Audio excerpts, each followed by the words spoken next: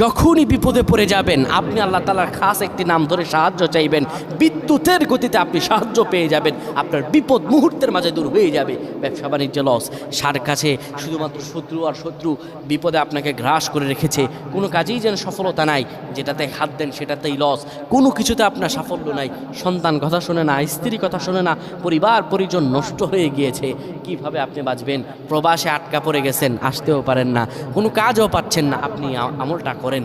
এটি আমার কথা নয়, বিশ্বনবী মুহাম্মদ রাসূলুল্লাহ সাল্লাল্লাহু আলাইহি ওয়াসাল্লামের প্রিয় সাহাবী হযরত যায়েদ রাদিয়াল্লাহু তাআলা আনহু, তিনি একবার মক্কা থেকে হিজরত করে যখন মদিনায় যাবেন, ঠিক সেই সময় বিপদে পড়ে যান।